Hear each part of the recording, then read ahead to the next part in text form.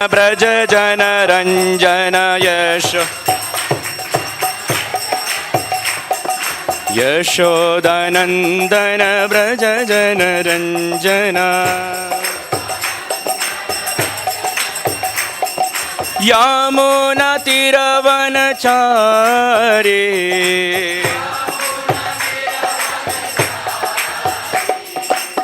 यमुना तीरवनचारी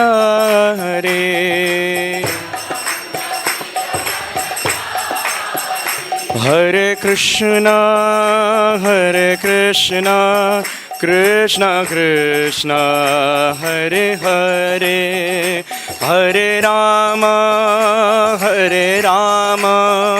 राम राम हरे हरे।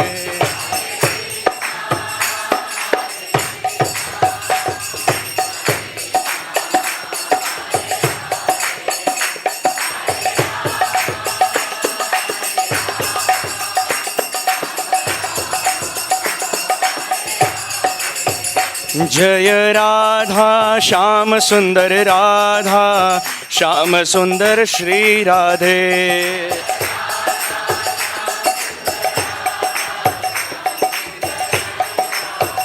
जय कृष्ण बलराम जय कृष्ण बलराम कृष्ण बलराम जय कृष्ण बलराम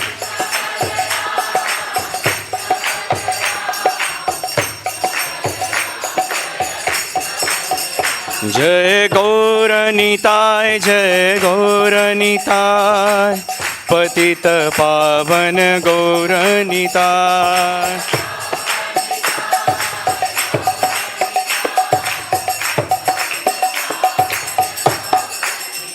जय जय प्रभुपाद प्रभुपाद प्रभुपाद जय प्रभुपाद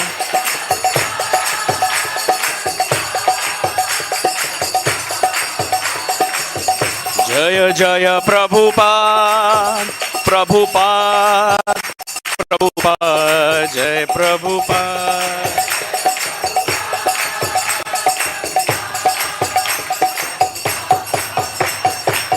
निताय गौरा हरि बोल हरि बोल हरि बोल गौर हरि बोल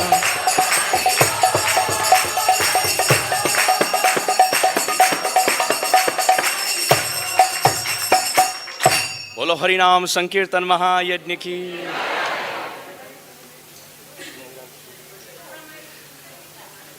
जय ओम विष्णुपाद परमहंस परिव्राजकाचार्य अष्टोत्तर शत श्री श्रीमद अभय चरणारविंद भक्ति वेदांत स्वामी शिल प्रभुपाद की जय।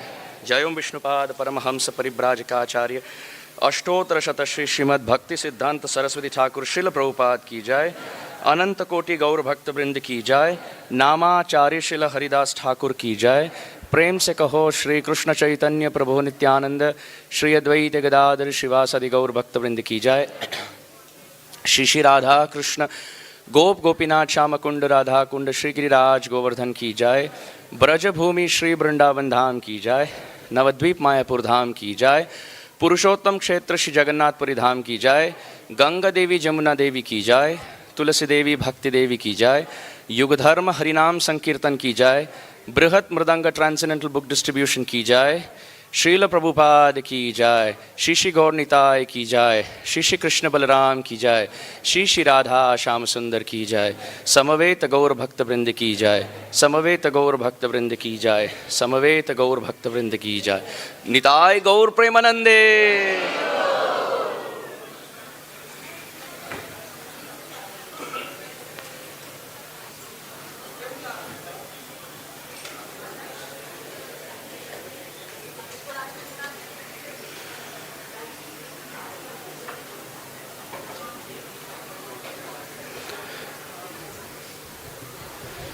जय जय श्री चैतन्य जय नित्यानंद।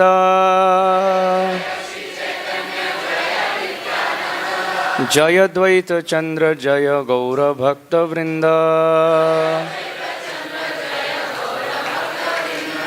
जय जय श्री चैतन्य जय नित्यानंद। जय अद्वैत चंद्र जय गौर भक्त वृंदा।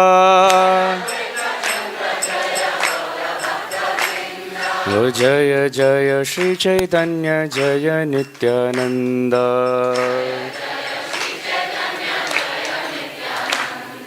जय अद्वैत चंद्र जय गौर भक्त वृंदा।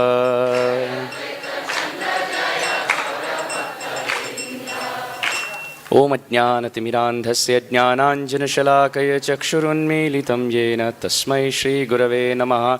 श्रीचैतन्यमनोभीष्टं स्थापितं येन भूतले स्वयं रूपा कदा मह्यं ददाति स्वपदान्तिकं। नमः ॐ विष्णुपादाय कृष्णप्रेष्ठाय भूतले श्रीमते भक्तिवेदान्तस्वामिन्निति नामिने। नमस्ते सरस्वते देवे गौरवाणी प्रचारिणे पाश्चात्यदेशतारिणे। जय श्री कृष्ण चैतन्य प्रभु नित्यानंद श्री अद्वैत गदाधर श्रीवासादि गौर भक्त वृंद। हरे कृष्णा कृष्णा कृष्णा हरे हरे, हरे राम हरे कृष्ण। इस प्रातःकालीन चैतन्य चरितामृत बैठक में आप सबका स्वागत है। आज श्रील कृष्णदास कविराज गोस्वामी द्वारा विरचित ये ग्रंथराज श्री चैतन्य चरितामृत के आदि लीला के दूसरे अध्याय से पठन होगा। तो श्लोक तो यहाँ दर्शित है, तो सभी भक्तों से अनुरोध है कृपया दोहराएं। अवतारी नारायण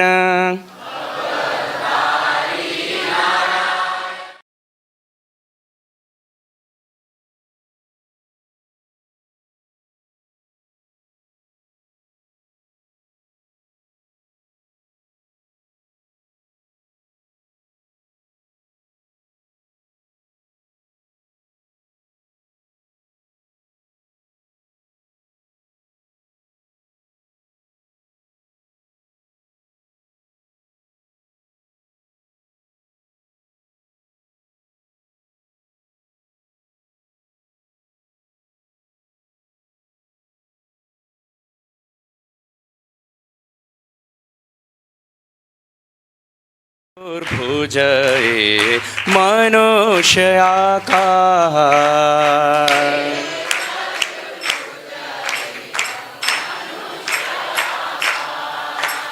अवतारी नारायण कृष्ण अवतार।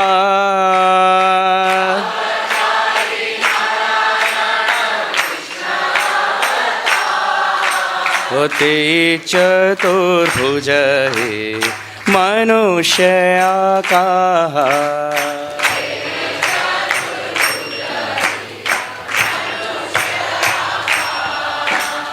अवतारी नारायण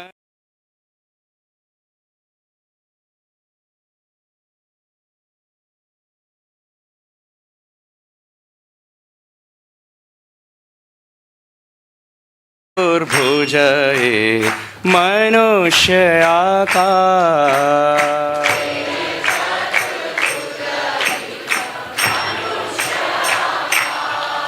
अवतारी नारायण कृष्ण अवतार।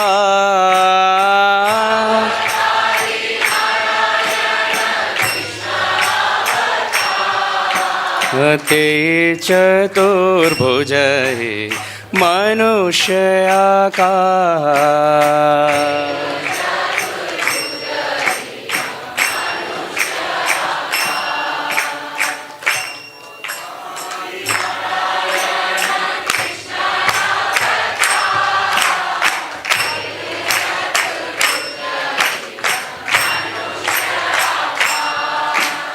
अवतारी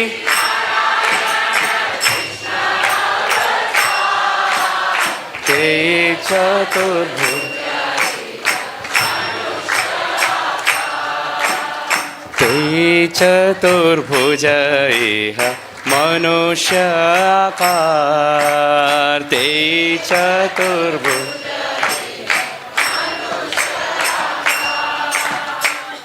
अवतारी, अवतारों में स्रोत, नारायण, भगवान नारायण, कृष्ण, भगवान कृष्ण, अवतार, अवतार, ते वे, चतुर्भुज, चतुर्भुज, इहो यह, मनुष्य, मनुष्य की भांति, आकार, रूप। अनुवाद और तात्पर्य कृष्ण कृपा मूर्ति अभय चरणारविंद भक्ति वेदांत स्वामी शिल प्रभुपाद द्वारा। शिल प्रभुपाद की अनुवाद हो रहा है।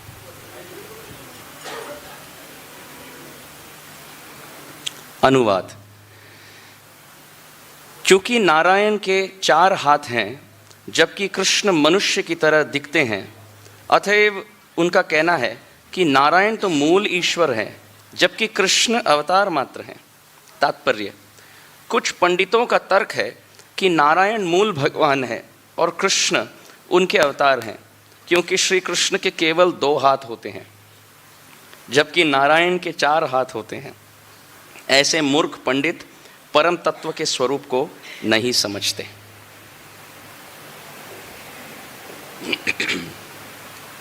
गुरवे गौरचंद्राय राधिकायै तदालये कृष्णाय कृष्ण भक्ताय तद्भक्ताय नमो।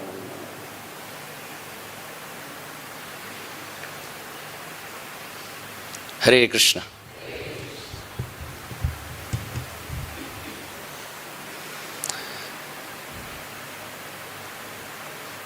ये हमारा परम सौभाग्य है आज के इस बैठक में कि भक्तों के समाज में एकत्रित होकर हमारे प्राण आधार श्री वृंदावन धाम में बैठकर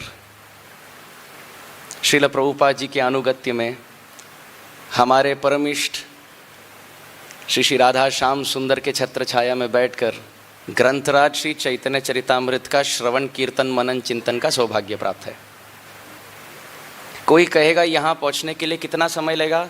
घर से 10 मिनट लगा, 15 मिनट लगा, जो आश्रम में तो उनको 5 मिनट, जो दूर हैं 30 मिनट। परंतु ये सत्य नहीं है। इस स्तर में पहुंचने के लिए अनंत जन्मों के भ्रमण के अंत में ये सौभाग्य उदय हुआ। पता नहीं कितने योनियों में धक्के खाकर, कितने माँ के गर्भ में भ्रमण करके, वहाँ की गर्भ परिक्रमा लगाने के बाद राधा रानी की ऐसी अनुकंपा के हम अयोग्य पात्र ही रह गए। फिर भी राधा रानी ने उबारा, श्रीधाम में वास दिया और श्री चैतन्य महाप्रभु के संबंध में इस साहित्य का श्रवण कीर्तन का सौभाग्य दिया।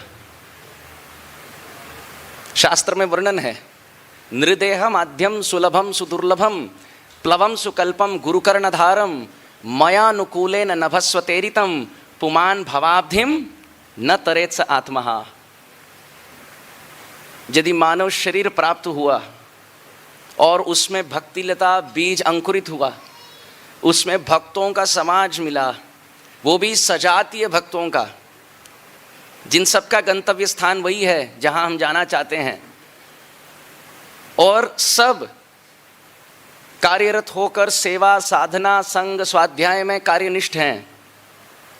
और इतना करके चतुर्मास के पावन पर्व में, राधाष्टमी तत्पश्चात पावन पर्व में, अब कार्तिक के पूर्व श्रीधाम में वास, चतुर्मुख ब्रह्मा भी इस सौभाग्य का वर्णन नहीं कर सकते, क्योंकि इतने सुलभता से प्राप्त है, हम समझ नहीं पाते इसको। यदि हम कोई चींटी को पूछे, बताओ भैया और कितने जन्म लगेंगे धाम में बैठकर, भक्तों के संग में बैठकर हरि कथा हरि कीर्तन करने का सौभाग्य, तुम्हें और कितने जन्म लगेंगे? चींटी शायद देखकर बताएगा रजिस्टर खोलकर, अरबों खरबों जीवन से तो कम नहीं। कोई सांप सीढ़ी खेला है? प्रश्न होना चाहिए कौन नहीं खेला है ना?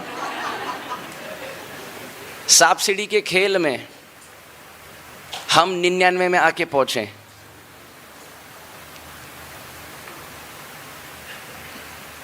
सूरदास जी एक पद लिखे हैं, मौसम कौन कुटिल खल कामी।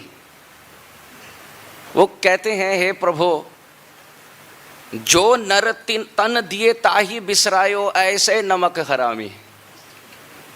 सूरदास जी नेत्रहीन है और पूरे जगत को ऐसी दृष्टि देकर गए, हम कृत्य कृत्य रह गए। जिनको नेत्र हैं वो ऐसी दृष्टि ना पाते हैं, ना दे पाते हैं, जो नेत्रहीन सूरदास और नेत्रहीन बिल्वमंगल ठाकुर इसी रज में बैठकर देकर गए। और सूरदास जी लिखे, जो नर्तन दिए ताही विसरायो। है प्रभु, जिन्होंने मुझे ये नर्तन की भेंट दी, माने आप ही को मैं भूल गया। ऐसे नमक हरामी, आपसे ही पाकर आप ही की विस्मृति कर बैठा। भरी भरी उदर विषयों को धावे जैसे सूकर ग्रामी।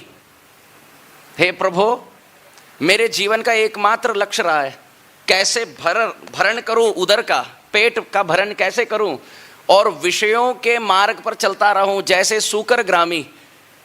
जैसे कोई ग्राम में या कोई गांव में सूकर होता है, केवल खाना सोना बस और विहार करना, इसी का यही जीवन है। सूरदास जी लिखे हैं, मेरा जीवन ऐसा विफल चला गया प्रभु, आपके द्वारा प्रदत्त ये मानव शरीर प्राप्त करके आप ही को मैं भूल गया। तो सोचिए, कितने संप्रदाय आचार्य एक पीढ़ी से दूसरे पीढ़ी जगत से उस जगत से इस जगत में आए हैं। निष्प्रपंचात प्रपंचे अवतरति इति अवतारः। आध्यात्मिक जगत से उतरकर इस भूतल पर आते हैं केवल हम जैसे पतितों का उद्धार के लिए। और ये सब भगवान के कृपा पात्र हैं, कृपा माध्यम हैं, कृपा निमित्त हैं।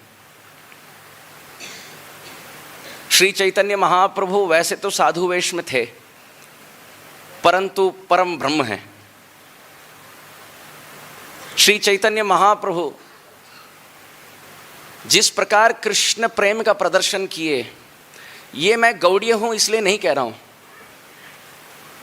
कोई भी सांप्रदायिक दृष्टिकोण से हो, जिस प्रकार प्रेम भक्ति का विस्फोट श्री चैतन्य महाप्रभु के हृदय में हुआ और इस पूरे जगत ने देखा, दर्शन किया, ऐसा शायद ही दूसरा कोई है। श्री चैतन्य महाप्रभु रोते थे, चीखते थे, चिल्लाते थे, हंसते थे, गाते थे, उन्मादवत नृत्य करते थे। एवं व्रत स्वप्रिय नाम कीर्त्या जातानुरागो धृतचित्त उच्चैहि। श्रील जीव गोस्वामी टीका लिखते हैं संदर्भों में, स्वप्रिय नाम कीर्त्या, व्यक्ति को भजन करना चाहिए, कीर्तन करना चाहिए अपने स्वप्रिय इष्ट का, न कि सबका।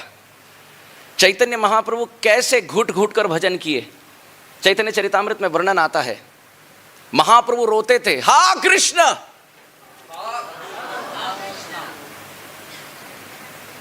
भेद देखे आप महाप्रभु के पुकार में और हम जैसे पतितों के पुकार में। हम ऐसे पुकारते हैं कि हम ही सुन नहीं पाते, और जब महाप्रभु पुकारते थे, क्वनंद कुल चंद्रमा क्वशिखी चंद्र कालंकृति क्वमंद्र मुरलीरभ क्वनु सुरेंद्र नीलद्युति क्व रासरस तांडवी क्व सखी जीव रक्षौषधि निधिर्मम सुरित्तमा क्व बत हंतहा धिक्विधि। चैतन्य महाप्रभु पुकार रहे हैं, क्व नंद कुल चंद्रमा, वो नंद महाराज के कुल के चंद्रमा श्री कृष्ण कहाँ हैं? रात के समय गंभीर लीला का वर्णन है। स्वरूप दामोदर इस पक्ष में, रामानंद राय उस पक्ष में, महाप्रभु राधा रानी के भाव भावित आह्लाद में और प्रेम विरह के अग्नि में दग्ध होते हुए उनके हाथ को पकड़कर महाप्रभु चीख रहे हैं। क्यों? क्योंकि ये ललिता सखी हैं और ये विशाखा सखी हैं और मध्यस्थ में श्रीमती राधा रानी है, और राधा रानी पुकार रही है श्याम सुंदर को और हाथ धरी है ललिता और विशाखा का।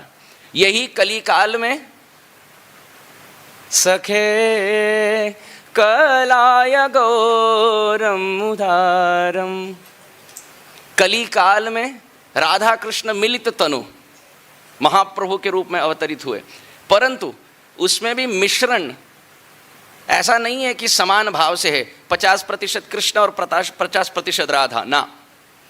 अंत कृष्ण बहिर्गौर, हृदय भी राधा, कांति भी राधा, भाव भी राधा, भक्ति भी राधा, प्रेम आलाप भी राधा, और केवल दर्शन करने वाले श्याम सुंदर, अनुभव करने वाले श्याम सुंदर।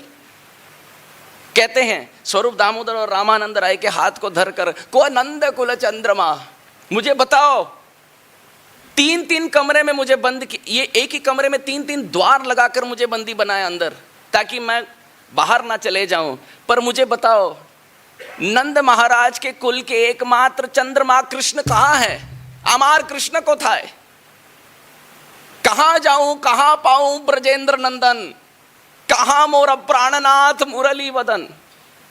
मुरली बजाने वाले ब्रजेंद्र नंदन श्याम सुंदर, रसिक शेखर श्याम सुंदर, राधिका रमन श्याम सुंदर, हाय हाय किस दिशा में मैं जाऊं?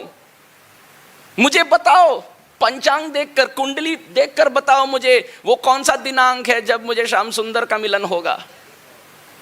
ऐसा लोभ जागृत हुआ हृदय में हमारे। रूप गोस्वामी पाद लिखे हैं, कृष्ण भक्ति रस भाविता मति कियताम यदि कुतोपि लभ्यते तत्र लौल्यम अपि मूल्यम एकलम कोटि जन्म सुकृतिर्न लभ्यते। प्रभु हमारे भजन के बल पर नहीं मिलेंगे। वो कहते हैं यदि प्रभु मिलते हैं तो केवल ऐसे व्यक्ति को मिलते हैं जो लोभी हो। किसका लोभ? स्त्री संग का लोभ, यश कीर्ति का लोभ, लोगों को अधीन करने का लोभ, धनार्जन का लोभ, विश्व भर में हमारी कीर्ति फैले इसका लोभ, प्रतिस्पर्धियों को हराकर गिराना और विजेता बनने का लोभ ना। इति गोप्य प्रगायंत प्रलपंत्यश्च चित्रधा रुरुदु सुस्वरम राजन कृष्ण दर्शन लालसा। यदि लोभ लगनी चाहिए, लालसा लगनी चाहिए, उत्कंठा लगनी चाहिए, तो एकमात्र उत्कंठा होती है कि हाँ मुझे कृष्ण कब मिलेंगे, और मेरे बल पे तो मिलेंगे नहीं। क्या करूं मैं? कौन सा शास्त्र का अध्ययन करूं? कौन सा मंत्र जपूं? कौन से गुरु से दीक्षा लूं? कौन से संप्रदाय सिद्धांत अनुसार चलूं? कौन से कुंड में स्नान करूं? कौन से धाम में वास करूं? कौन से तीर्थ का पर्यटन करूं? कितनी परिक्रमा लगाऊं? इससे प्रभु नहीं मिलेंगे। हम ये इसलिए कर रहे हैं ताकि हमारी मति कहीं और ना लगे।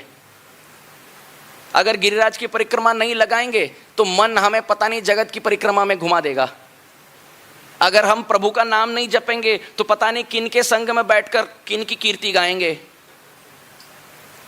असाधन को काटने के लिए साधन दिया गया, परंतु प्रभु मिलते हैं केवल स्व इच्छा से, और उनके हृदय में इच्छा तब जागृत होती है जब भक्त के हृदय में लोभ जागृत होता है।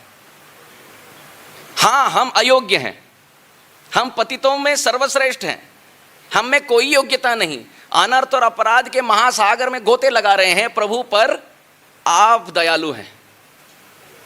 हम नरक तो जाएंगे ही, इतना विश्वास है हमारे अपराधों पर हे प्रभु आप हमारी रक्षा करेंगे। आपके रक्षा और पोषण शक्ति में हमें अधिक विश्वास है हमारे अपराधों से ज्यादा। महाप्रभु पुकार रहे हैं मध्य रात्रि में, को नंद कुल चंद्रमा। चंद्रमा, वो कृष्णचंद्र कहाँ हैं? वो ब्रजचंद्र कहाँ हैं? अच्छा, कृष्ण को चंद्र क्यों कहा गया? ये भी बहुत सुंदर। ब्रज के रस का इतनी सुंदर रीति है, ठाकुर को ब्रजचंद्र कहा गया। और ऐसे चंद्र नहीं, कई बार तो चकोर भी कहा गया। जयदेव गोस्वामी लिखते हैं, अभिनव जलधर सुंदर धृतमंदर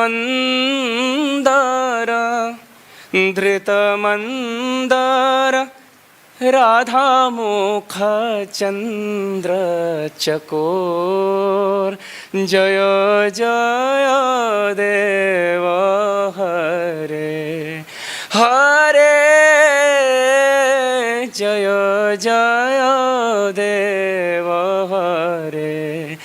हरे जय जय देव हरे। हे प्रभु अभिनव जलधर सुंदर। कभी कहा गया कि आप कल्पवृक्ष हैं, कभी कहा गया कि आप मेघश्याम हैं, परंतु जयदेव गोस्वामी कहते हैं मेरे दृष्टि में तो आप चकोर हैं। और चकोर सदा सर्वदा चंद्रमा से निकलता हुआ चंद्र किरणों से ही रक्षित होता है, अभिषिक्त होता है, पोषित होता है। तो यदि प्रभु आप चकोर हैं तो चंद्रमा कौन है? श्री मुख चंद्र चकोर। हमारी श्याम सुंदरी राधा रानी चंद्र हैं और ये ठाकुर जी आप ही चकोर हैं। और उनकी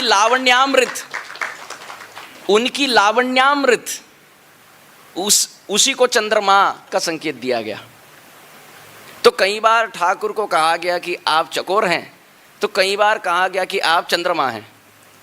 अच्छा, कई बार तो ठाकुर श्रीमती राधा रानी को कहते हैं आप चंद्रमा हो। श्री जी आपका मुखमंडल देखो चंद्रमा का संकेत कराता है। राधा रानी कहती है हाँ मैं जानती हूं, यहां इस कुंज में होकर भी चंद्रावली का इतना स्मरण हो रहा है। उदाहरण भी देना चाहो तो कहते हैं कि सुंदरता तो देखो चंद्रमा के समान। ठाकुर कहते हैं ना चंद्रावली का तो विस्मरण है, कभी स्मरण ही नहीं हुआ। हम तो कह रहे हैं आपका मुखमंडल इतना सुंदर चंद्रमा के समान। तो राधा रानी कहती है हाँ, मतलब इसका अर्थ ये हुआ कि हमारी सुंदरता केवल रात के नभस्थल में ही दृश्यमान है, दिन में देखो तो चंद्रमा दिखती नहीं। दिन में तो सूर्योदय होता है, चंद्र तो अस्त है। तो ये कहना चाहते हो ठाकुर जी कि दिन में इतनी खूबसूरती नहीं है, इतनी सुंदरता नहीं है, केवल रात के रासस्थली में बहुत सुंदर। ठाकुर कहते हैं हम ऐसे सोचे ही नहीं। तो राधा रानी कहती है अच्छा दूसरा अर्थ है, मतलब जिस प्रकार चंद्रमा के मुखमंडल पे दाग धब्बे लगे हैं, आप ये कहना चाहते हो कि हाँ तुम तो सुंदर हो राधा रानी, पर तुम्हारे मुख में बहुत दाग धब्बे हैं। राधा रानी जब ये कहती है तो ठाकुर कहते हैं नहीं, हमारा कहने का उद्देश्य ये नहीं था। तो राधा रानी कहती है अच्छा चंद्रमा की सुंदरता तो देखो, कभी घटता है तो कभी वर्धमान, कभी बढ़ता है तो कभी घटता है। तो तुम्हारे कहने का आशय ये है कि हमारे मुखमंडल का सौंदर्य कभी वर्धमान है तो कभी घटता है, मतलब सदा सर्वदा वर्धमान नहीं है, ऐसा राधा रानी कह रही है। तो ठाकुर कहते हैं आप क्षमा करें, ऐसा नहीं उद्देश्य था मेरा। फिर राधा रानी कहती है ना हम जानते हैं, 8वें स्कंद भागवत को हम भी पढ़े हैं। 8वें स्कंद भागवत में जब समुद्र मंथन हुआ, समुद्र मंथन में चंद्रमा का भी प्रादुर्भाव हुआ। तो ठाकुर कहते हैं हाँ ठीक, कूर्मदेव तो मैं ही था नीचे, धन्वंतरी भी हम थे, मोहिनी भी हम थे, ऊपर अजीत भी हम थे, सब में शक्ति संचार करने वाले भी हम। राधा रानी कहती है 8वें स्कंद भागवत हम भी पढ़े हैं। समुद्र मंथन लीला में चंद्रमा का तो प्रादुर्भाव हुआ, पर उसके पूर्व विष का प्रादुर्भाव हुआ। सही? ठाकुर कहते हैं हाँ बिल्कुल। तो राधा रानी कहती है अब उदाहरण समझ में आया। तुम्हारे कहने का आशय यह है कि कीर्तिदा देवी अगर दुग्ध महासागर है और अगर हम चंद्रमा हैं तो हमारे बड़े भैया जो श्रीराम हैं मानो वो विष हैं। ठाकुर कहते हैं वेदा हम समतीतानि वर्तमानानि चार्जुन भविष्यानि तो भूतानि माम तो वेद न कश्चन। गीता का सिद्धांत है कि भूत वर्तमान भविष्य सब जीवों के चित्त में जो भी इच्छाएं हैं मैं सब जानता हूं। पर श्रीमती राधा रानी के साथ तर्क वितर्क करना तो विफल है, क्योंकि हारने के पक्ष में मैं खड़ा हूं। वाक युद्ध के लिखुतुके ब्रजराज सुनो। रूप गोस्वामी पाद कहते हैं हे दूर्त, हे कृष्ण, कभी हमारे स्वामिनी जी राधा रानी के साथ तर्क वितर्क मत करना, क्योंकि जब तुम वाक युद्ध करोगे हारना तो निश्चित है। रूप गोस्वामी पाद कहते हैं जब कृष्ण और श्रीमती राधिका के बीच में जब वाक युद्ध होता है और कृष्ण जीत रहे हैं तो सभी राधा रानी की दासियां चुप, कोई कुछ नहीं, ना जय जयकार ना जय घोष, कुछ नहीं, कोई कृष्ण कृष्ण कोई कुछ नहीं, चुप एकदम। और जब राधा रानी का पक्ष भारी हो रहा है,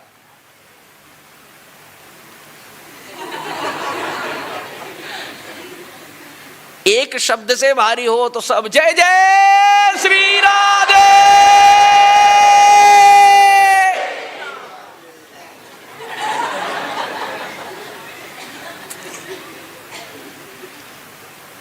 राधा रानी कह रही है, अच्छा तो यदि कीर्तिदा देवी दुग्ध महासागर हैं, उनका हृदय यदि मंथन है, प्रेम रस सागर का मंथन, और यदि हम चंद्रमा हैं तो हमारे बड़े भैया श्रीदामा क्या विष हैं? ठाकुर जी कहे क्षमा करो, स्मर गराल खंडनम मम शिरसि मंडलम देहि पद पल्लव उदारम, श्री राधे देहि पद पल्लव उदारम। क्षमा करे, विस्मृति कर दो, मैंने कुछ नहीं कहा, तुमने कुछ नहीं सुना, कभी कहीं कभी कुछ नहीं कहेंगे, चंद्र क्या है ये भी नहीं जानते। राधा रानी कहती इससे बात नहीं बनेगी, जो तुम्हारा धन है उसको समर्पित करो, वेणु को समर्पित करो, शिखी पिच्छधारी हो उसको समर्पित करो। ठाकुर एक एक करके रखते हैं, वेणुम करान्नि पतितम स्खलितम शिखंडम भ्रष्टंच पीत वसनम ब्रजराज सूनो यस्य कटाक्ष सरघात विमूर्छितस्य तम राधिका परिचरामि कदा रसेन। प्रबोधानंद सरस्वती कहते हैं ठाकुर सोच रहे क्या क्या समर्पित करूं, वेणु रख दी, मोर मुकुट धारण जो किए हैं वो समर्पित किए, फिर कहें मेरा अस्तित्व क्या है, ऊपर का पीतांबर उत्तरीय उसको समर्पित, फिर कहें अरे ये सब तो मेरा है ना, अब तक हम अपने आप को थोड़ी समर्पित किए हैं। जो बलि महाराज सोचे वामन देव के चरणों में, यहाँ वामन देव सोच रहे हैं राधा रानी के चरणों में, पूर्ण रूप से आत्मसमर्पण। शिवजी सुने ये पूरी लीला को, शिवजी राधा कृपा कटाक्ष तवराज कह रहे थे तो उन्होंने सोचा राधा रानी के मुखमंडल का वर्णन करना है, और सबसे उपयुक्त उदाहरण है चंद्र का। और यदि चंद्र कहे तो बड़े बड़े ठाकुर घिर जाते हैं, हम तो ठाकुर के भक्त हैं, वैष्णवा नाम यथा शंभु। तो कैसे देखिए राधा कृपा कटाक्ष तवराज में घुमाकर शिवजी गोपेश्वर महादेव, चकलेश्वर महादेव, आसेश्वर महादेव, बनखंडेश्वर महादेव, हमारे इच्छेश्वर महादेव, दंडीश्वर महादेव, कुंडेश्वर महादेव, कामेश्वर महादेव, देखिए कैसे घुमाकर स्तुति कर रहे हैं। तड़ित सुवर्ण चंपक प्रदीप्त गौर विग्रहे अब मुख प्रभा परास्त कोटि शारदेन्दु मंडले। कहते हैं हे राधा रानी आपका मुख कमल इतना सुंदर है, करोड़ों करोड़ों कार्तिक पूर्णिमा के शारद कालीय जो चंद्रमा है इनकी भी तुलना मैं नहीं कर सकता आपके मुखमंडल के साथ, इतनी सुंदरता। ठाकुर तो सीधा गए और कहे ऐसा आक्रमण किए, आपका मुख देखो एकदम चंद्रमा के समान। शिवजी कहते हैं नहीं, करोड़ों शारदीय चंद्रमा जितने किरण देते हैं, अरे वो सब फीके पड़ते हैं श्री जी आपके मुख कमल के समान। आहा इतना सुंदर। तो महाप्रभु यहां कह रहे हैं को नंद कुल चंद्रमा, ठाकुर आप चंद्रमा हो। कृष्णदास कविराज गोस्वामी चैतन्य चरितामृत में कहते हैं हाँ हमारे ब्रज चंद्र, चंद्र तो है एक नहीं कई सारे चंद्रमा।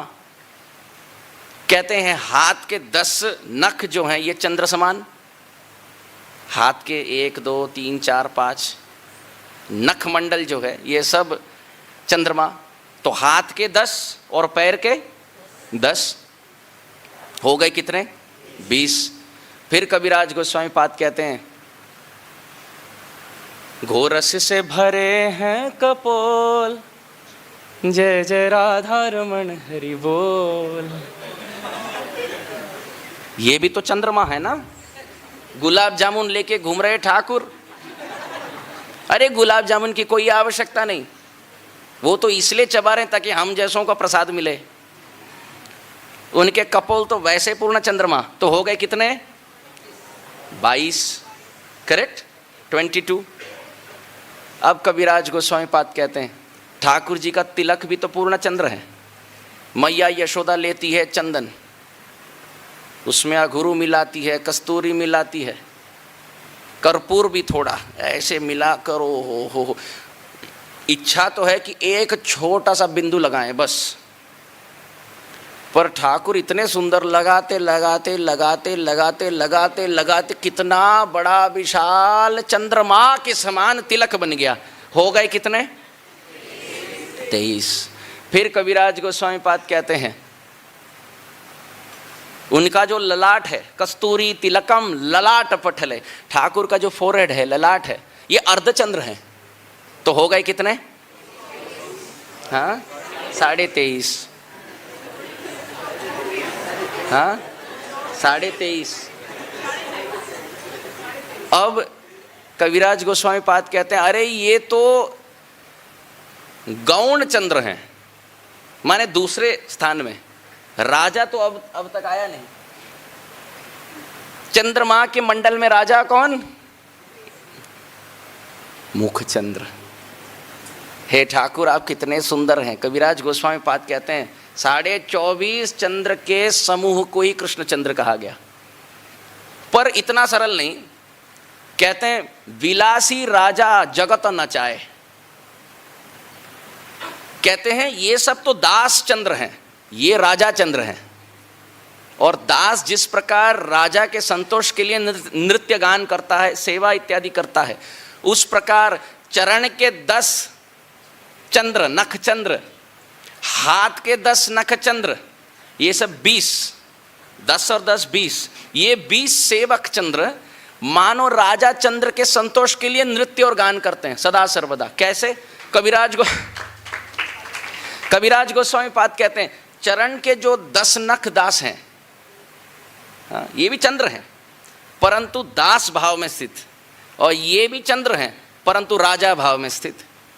ये स्वामी और ये दास, ये क्या कर रहे हैं? गान कर रहे हैं, गा रहे हैं। कैसे? नुपुर की ध्वनि से, छन छन छन छन छन छन छन छन। तो मानो 10 चंद्रमा दास्य भाव में स्थित होकर नृत्य कर रहे हैं।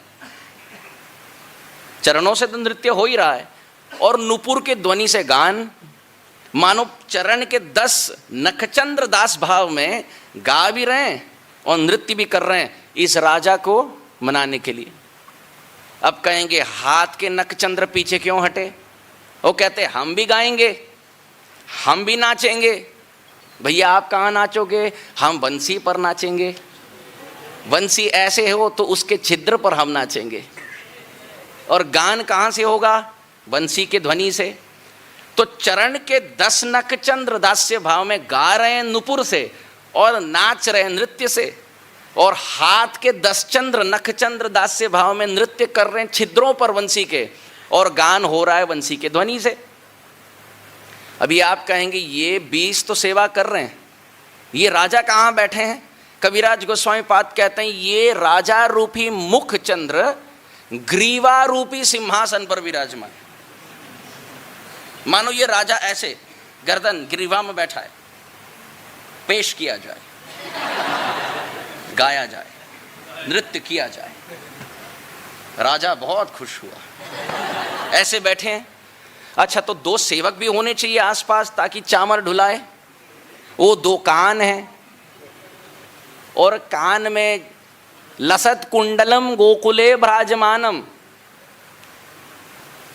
बहुत सुंदर मणियों का जो कुंडल है, कभी मकर कुंडल, कभी मणियों के कुंडल, स्वर्ण के कुंडल, मानो ये सब सफेद चामर हैं। यहाँ 2 दास बैठे हैं पास में, और चामर रूपी कुंडल से चामर ढुलाए। और ये राजा क्या कर रहे हैं? सिंहासन में बैठे हैं, गान सुन रहे हैं, नृत्य देख रहे हैं, और दोनों पक्ष से चामर के हवा को खा रहे हैं, बस अनुभव कर रहे हैं। अब ये आप कहेंगे यदि राजा है तो शिकार करने भी जाएंगे? हाँ, बिल्कुल जाते हैं। और यदि शिकारी हैं तो हाथ में बाण और धनुष भी होगा? हाँ, बिल्कुल है। इनकी भ्रिकुटी ही इनका बाण धनुष है। इतना सुंदर धनुष यहां से लेकर ऐसे, और नृत्य करते रहते हैं।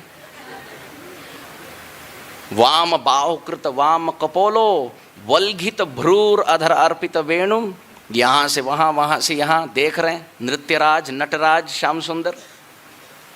और ये हो गया धनुष। तो आप कहेंगे रस्सी कौन सी? पलखों में लगे हुए बहुत सुंदर रस्सी यहां से वहां जा रही है, ये धनुष है, ये रस्सी है। आप कहेंगे फिर बाण कहाँ? ओ बाण तो इनकी तीक्ष्ण चितवन है, जो दृष्टिपात करते हैं, देखते हैं। ठाकुर मानो बाण चला रहे हैं। भ्रिकुटी रूपी धनुष में दृष्टि रूपी बाण चला रहे हैं। आप कहेंगे लेकिन राजा यदि शिकार करना चाहे, वो तो शहर में तो शिकार करते नहीं, कहाँ जाते हैं?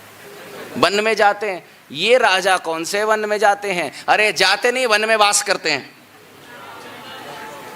हमारे श्रीधाम वृंदावन ही वन है।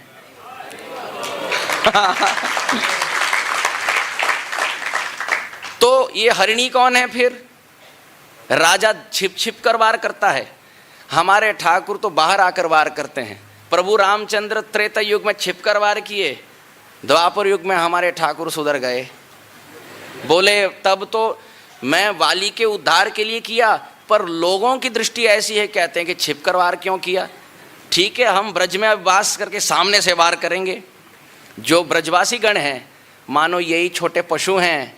राजा रूपी कृष्ण मुखचंद्र रूपी राजा भाव में स्थित, ग्रीवा रूपी सिंहासन में, दोनों पक्ष में सेवक, कुंडल रूपी चामर ढुलाते हुए, यहाँ पैर के 10 नखचंद्र, हाथ के 10 नखचंद्र गा रहे और नृत्य कर रहे हैं। और बिलासी राजा यहाँ बाण अनुसंधान कर रहे हैं, यहाँ भ्रिकुटी रूपी धनुष में बाण चलाएं। बाण कौन सा? उनकी दृष्टि। और ऐसा राजा, कविराज गोस्वामी कहते हैं, बिलासी राजा जगत नचाए। ऐसा विलासी राजा पूरे जगत को उन्मत्त करता है। ऐसे श्याम सुंदर। तो महाप्रभु रो रहे हैं, कौन? नंद कुल चंद्रमा। नंद महाराज के कुल की चंद्रमा कहां? और कौशिकी चंद्र का अलंकृति, वो कहां है? वो कृष्ण जो मोर मुकुट धारण करते हैं।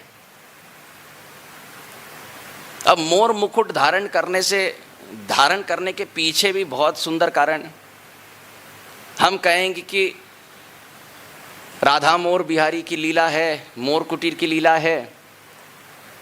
और कई बार तो ठाकुर जी के नृत्य को देखकर ही जो मयूर है उन्मत्त होकर, वृंदावनम सखी भुवो वितनोति कीर्तिम यद्देवकी सुत पदाम्बुज लब्ध लक्ष्मी गोविंद वेणु अनुमत्त मयूर नृत्यम प्रेक्षाद्रिसान्वरतान्य समस्त सत्वम। दशम स्कंद भागवत के 21वें अध्याय का 10वां श्लोक। हम ये देखते हैं कि इस जगत में जो मोर होता है वो आकृष्ट होता है किससे? मेघ से। हो गए ठाकुर अब मेघ। अब तक तो चंद्र थे, पहले चकोर थे, फिर चंद्र हुए, अब मेघ। मयूर आकृष्ट होता है मेघ से। अगर ठाकुर मेघ हैं, यदि ठाकुर मेघ हैं, तो मेघ तो हमेशा रस बरसाता है। तो ठाकुर कौन से रस बरसाते हैं? कृपा रूपी रस बरसाते हैं, लीलामृत रूपी रस बरसाते हैं, दृष्टि रूपी रस बरसाते हैं। नाम रूप गुण लीला ठाकुर का ये सब तो रसित है, रस का ही विस्तार है। तो इस विषय में कविराज गोस्वामी कहते हैं, पीछे पीछे दोहराएं, बहुत सुंदर श्लोक, त्रिपदी है बंगाली में। मुक्त हार बकपाती,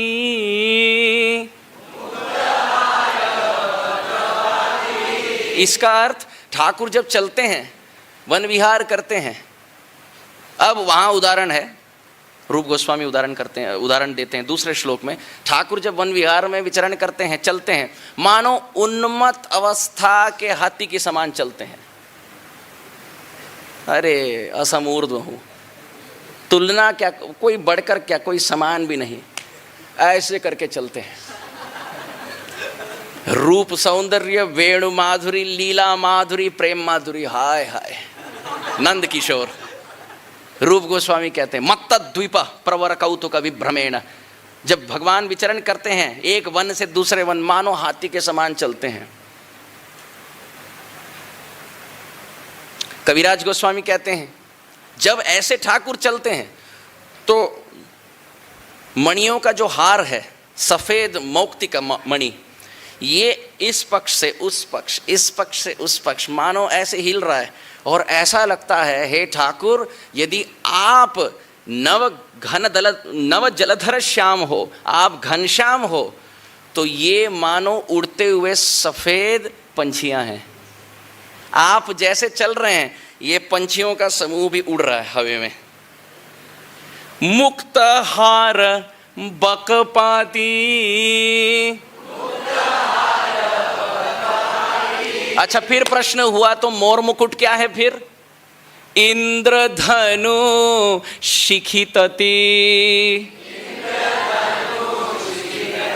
हे ठाकुर यदि आप घनश्याम हैं और आपका मौक्तिक हार मानो सफेद बक पक्षी के उड़ने का समूह है, तो फिर आपके सिर में आप जो धारण किए हैं शिरसी विराजते, आप जो मोर मुकुट धारण किए ये क्या है?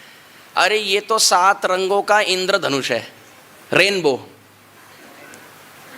इंद्रधनु शिखितति। अच्छा फिर प्रश्न हुआ यदि मेघ हो तो मेघ 2 चीज करते हैं, एक गरजते हैं, बरसते तो हैं ही ठाकुर बिल्कुल, पर एक तो गर्जन होता है जिसको कहते हैं थंडरिंग, और फिर लाइटनिंग, हाँ जो विद्युत संचार है। ठाकुर मानो लाइटनिंग, विद्युत संचार एंड थंडरिंग, गर्जन, ये दोनों होता है। तो यदि कृष्ण घनश्याम है, मेघ है, तो प्रश्न उठाया गया ये विद्युत संचार, ये लाइटनिंग कौन सा? तो कविराज गोस्वामी कहते हैं पीतांबर बिजली संचार, पीतांबर बिजली संचार। कितने सुंदर ठाकुर, कितना सुंदर ग्रंथ। यदि मानव जीवन पाकर ये रसपान नहीं किया तो मनुष्य जन्म पाइया, राधा कृष्ण न भजिया, जानिया शून्या विष खाइनु, हरि हरि विफले जन्म गवाइनु। कविराज गोस्वामी पाद कहते हैं छाती में क्या है? वो किस समान? पंछी के समान। मुक्तहार बकतति, इंद्रधनु शिखितति,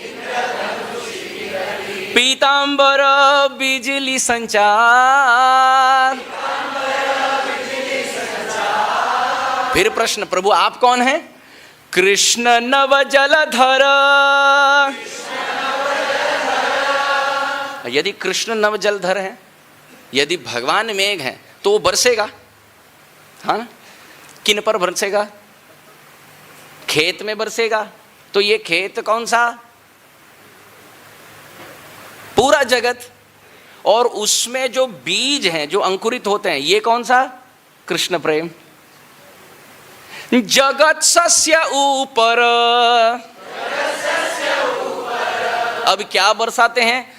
बरसाए लीलामृत धार। चलिए अब तो हम अर्थ जानते हैं, अब गाते हैं। मुक्तहार बकपाती, इंद्रधनु पिछितति,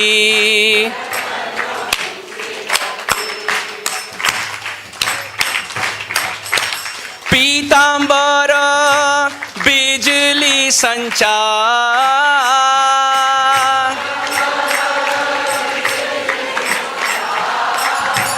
पीतांबर बिजली संचार।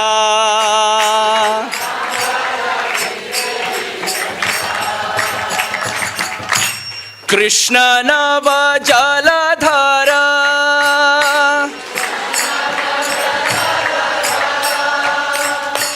जगत सस्य ऊपर,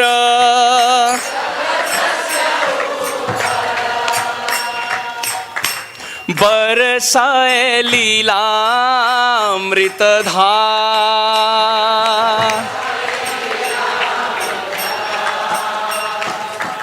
महाप्रभु रो रहे हैं, को नंद कुल चंद्रमा, नंद कुल के चंद्रमा कहां, को शिखी चंद्र का अलंकृति, वो मोर मुकुटधारी कृष्ण कहां जो इंद्रधनुष धारण किए। अभी हम कहेंगे ये इंद्रधनुष, हाँ तो ये तो बढ़िया है, पर मोर मुकुट के पीछे भी एक रहस्य है। उसके लिए हमें पूछना होगा शुक और सरी को। ब्रज के दो प्रमुख शुक पक्षी, एक कृष्ण के पक्ष से, एक श्रीमती राधिका के पक्ष से। कृष्ण तो कहेंगे नहीं, श्याम सुंदर, ये तो श्याम सुंदर का घर है, तो एक श्याम सुंदर के पक्ष से और एक श्रीमती राधिका के पक्ष से। और दोनों शुक और सारी मानो चर्चा कर रहे हैं, कृष्ण बड़े कि राधा रानी बड़ी। आप सुनना चाहते हैं ये वार्ता? और उसमें रहस्य छिपा है कि ठाकुर मोर मुकुट क्यों धारण करते हैं, ये रहस्य भी छिपा है। चलिए सुनते हैं। शुक बोले अमर कृष्ण, वंशी करे गान। शुक बोल रहे अरे मेरे कृष्ण बंसी वादन करते हैं। तो सरी कहती है एक मिनट, क्या करते हैं वो बाद में, बात की बात, वो क्यों करते हैं उसकी चर्चा करो। शुक बोले अमर कृष्ण वंशी करे गान। सरी बोले सत्य वचन, बोले राधार नाम। हाँ हाँ सत्य वचन है, बंसी वादन तो होता है, पर थोड़ी चर्चा भी करें कि उसके पीछे गान के शब्द कौन से हैं। शुक बोले अमर कृष्ण बंसी करे गान, सरी बोली सत्य वचन, बोले राधार नाम। शुक बोले ठीक है, थोड़ा बदलना होगा अब। शुक बोले अमर कृष्ण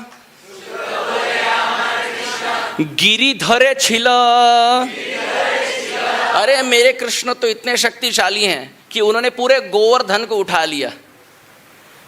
सरी बोली अमर राधा,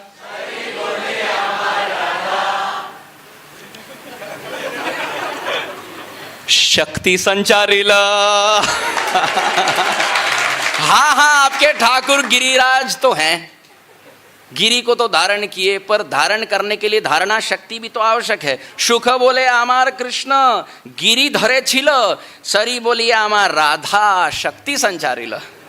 शुक बोले अब पक्ष थोड़ा फिसल रहा है, चलिए। शुक बोले अमर कृष्ण चूड़ा बामे होइले। ये तो गलती हो गई ना, सामने से कह रहे हैं मेरे कृष्ण जो मोर मुकुट धारण करते हैं ना, बाएं दिशा की ओर झुकता है। शुक स्वयं कह रहे हैं, तो अब सरी मुस्कुराई।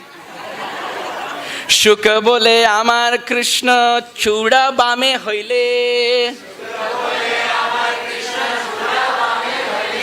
सरी बोले अमर राधार चरण स्पर्श पाइले।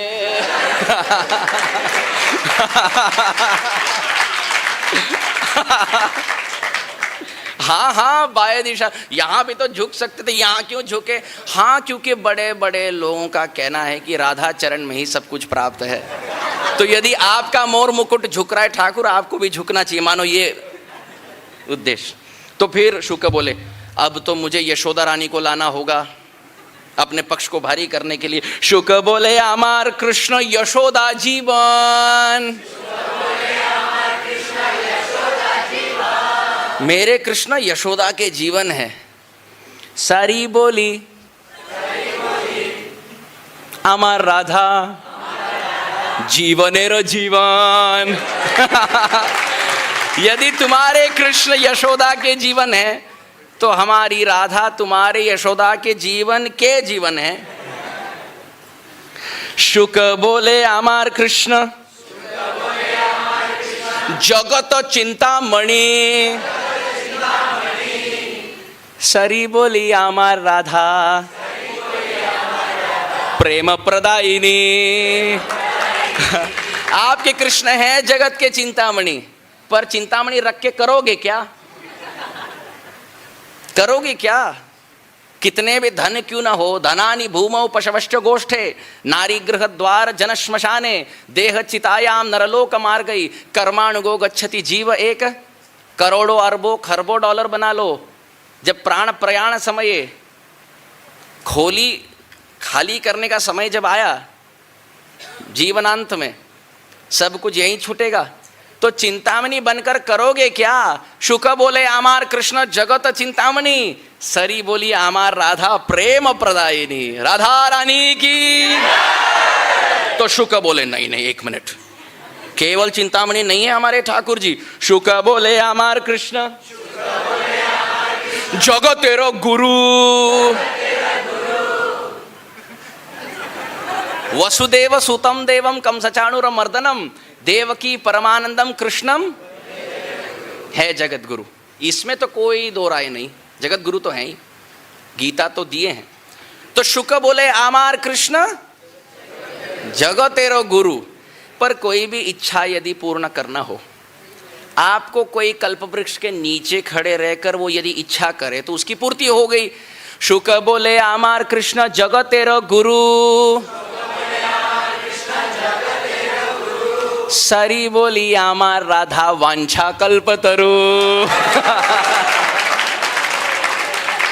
हाँ, हमारी राधा रानी ऐसी इच्छा पूर्ति करने वाली कल्प वृक्ष हैं, जिनके छाया में खड़े होकर तुम्हारे ठाकुर भी जगत गुरु बन गए।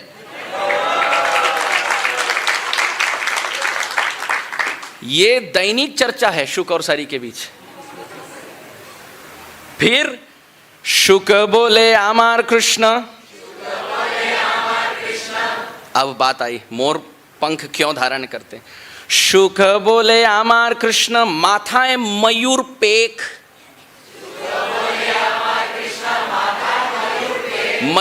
मयूर मानो पाख धारण किए हैं। तो शुक बोले आमार कृष्ण माथाए मयूर पेख, सरी बोली आमार राधा नाम ताथे लेख। सरी कहती है उस मोर मुकुट में, मोर पंख में अवश्य राधा नाम छिपा होगा, वरना ठाकुर सिर के ऊपर क्यों धारण करेंगे उसको। राधार नाम होते लेख, इसलिए आपके ठाकुर धारण किए मयूर पेख। फिर शुक बोले आमार कृष्ण प्रेमेर भिकारी। यदि कोई भीख मांगे तो सामने से कोई दान देने वाला भी होना चाहिए। यदि कोई प्यासा बैठा हो और अगर पानी के लहर ना आए तुम्हें तृप्त करने के लिए, तो कैसा समंदर। तो शुक बोले आमार कृष्ण प्रेमेर भिकारी, सरी बोली आमार राधा प्रेमेर लहरी। हाँ, यदि तुम्हारे ठाकुर भीख मांगते हैं प्रेम की, तो उनकी कटोरी भरने वाली हमारी राधा रानी है, ऐसे सरी कह रही है। फिर अंतिम श्लोक। शुक बोले आमार कृष्ण जग तेरा प्राण, सरी बोली आमार राधा जीवन करे दान। आपके ठाकुर होंगे जगत के प्राण, पर वो प्राणदाता में प्राण संचार हुआ कहां से। सरी बोली आमार राधा जीवन करे दान। ये चर्चा सुन कौन रहे। श्री चैतन्य महाप्रभु। महाप्रभु वृंदावन में प्रवेश किए। शुक बोले हरि हरि, सरी बोले हरि हरि। शुक बोले शुक बोले हरि हरि, सारी बोले हरि हरि।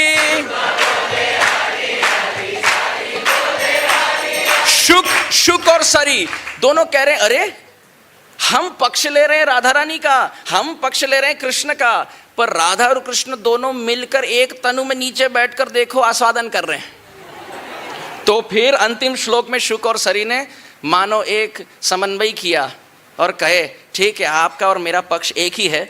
शुक सारी दुई जनार द्वंद्व गुच्छे गेलो। उन्होंने तर्क वितर्क बंद किया और किया क्या? श्री गौरांग प्रीतिर एक बार, हरि हरि बोलो। महाप्रभु के प्रीति के लिए उन्होंने कहा हम काहे के राधा राधा कृष्ण कृष्ण करें, यहां तो गोविंद के गो और राधिका के रा एक अंग में गौरांगा के रूप में विराजमान। और इनको संतोष नहीं होता यदि कृष्ण के पक्ष लेकर राधिका का विद्रोह करे या राधा रानी का पक्ष लेकर कृष्ण का विद्रोह करे। इनको तो आनंद होता है दोनों के प्रीति के लिए, दोनों के सेवा के लिए। कहे जोर से हरि हरि। तो इस भाव में श्री चैतन्य महाप्रभु इस ग्रंथ में को नंद कुल चंद्रमा, ये नंद महाराज की कुल के चंद्रमा कृष्ण कहाँ हैं? को शिखी चंद्र का अलंकृति मोर मुकुट धारण करने वाले कृष्ण कहाँ हैं? को मंद्र मुरली रव वेणु माधुरी से पूरे जगत को आप्लावित करने वाले कृष्ण कहाँ हैं? सुरेंद्र नील द्युति, नील कमल के समान फुलकित होने वाले कृष्ण कहाँ हैं? इंद्र नील मणि के समान प्रज्वलित शरीर कांति किनकी है, वो कृष्ण कहाँ हैं? को रास रस तांडवी, रसराज रास के एकमात्र नायक कृष्ण कहाँ हैं? महाप्रभु राधा रानी के भाव में कह रहे हैं, हे सखी जीव रक्षौषधि, मेरा प्राण निकल रहा है, औषधि रूपी कृष्ण कहाँ हैं? निधिर मम सुरितम, मेरे निकटतम प्राणनाथ कृष्ण कहाँ है? हे ब्रह्मा जी को बता हंत हाधिक विधि, हे विधि हे विधाता, तुम ये क्यों कर रहे हो? मुझे मेरे श्याम सुंदर से बिलक क्यों रख रहे हो? इस भाव के स्पष्टीकरण में कविराज गोस्वामी ने ये पूरा ग्रंथ जगत को भेंट दी। अंतिम श्लोक कविराज गोस्वामी पाद कहते हैं, चैतन्य लीला रत्नसार स्वरूपेर भंडार तेह ठैला रघुनाथेर कंठे। कविराज गोस्वामी पाद कहते हैं, स्वरूप दामोदर गोस्वामी ने महाप्रभु की लीलाओं को निकट से देखा और अपने ग्रंथ में लिखा, और इस रत्न चैतन्य लीला के रत्नों को रखा रघुनाथ के कंठ पर। और वो रघुनाथ दास गोस्वामी राधा कुंड आए और उन्होंने 3-3 घंटे गौर कथा की। कविराज गोस्वामी पाद कहते हैं, उनकी कथा में सुनकर जहाँ किछु जे सुनिलो, उनसे जो सुना मैं कुछ, तहाँ इह विस्तारिलो, जगत कइलो भेंट। इसको पूरे जगत को मैंने भेंट स्वरूप में दिया भक्तों के आस्वादन के लिए, मेरा इसमें कुछ निज योगदान नहीं। कविराज गोस्वामी लिखते हैं, जो रघुनाथ दास गोस्वामी के कंठ में स्वरूप दामोदर गोस्वामी ने रखा, उस अमूल्य रत्न को रघुनाथ दास गोस्वामी बांटे और उन्हीं के कथा का कोई अंश मैंने इस ग्रंथ में लिखा। हे भक्तगण, इस चैतन्य चरितामृत का क्या करे? श्रूयताम श्रूयताम नित्यम, गीयताम गीयताम मुदा, चिंत्यताम चिंत्यताम भक्ता, चैतन्य चरितामृतम। कविराज गोस्वामी पाद कहते हैं, इसको रोज सुनिए, इसको जोर से गाइए और भक्तों के समाज में बैठकर इन श्लोकों का, इन लीलाओं का आस्वादन कीजिए। इस ग्रंथ को श्रील प्रभुपाद जी ने पूरे जगत में दिया। और इतनी सुंदर बात है कि भागवत के भाषांतर को बीच में रोककर चैतन्य चरितामृत को दिया। प्रभुपाद जी का भाव ये था, भागवत पर तो कितने टीकाकार हैं, अन्य संप्रदाय के लोगों ने भी टीका लिखी।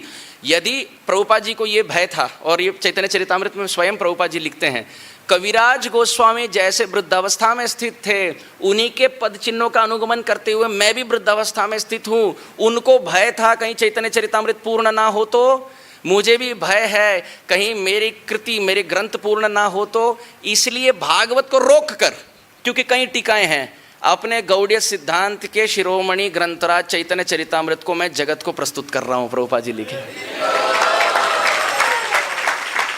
इसलिए कृष्ण कृपा मूर्ति श्रील प्रभुपाद जी हैं। पूरे संप्रदाय के सिद्धांत और रस भार को पूरे जगत को भेंट दिए। तो आज के सत्र को यहीं विराम देंगे। जो भी त्रुटियां हुई हैं, गलतियां हुई हैं, आप सब सारग्राही वैष्णव मुझे क्षमा करें। और जो भी आस्वादनीय वस्तु हैं, ये सब हमारे गुरुजनों का ही भेंट है। वांछा कल्पतरुभ्यश्च श्रील प्रभुपाद की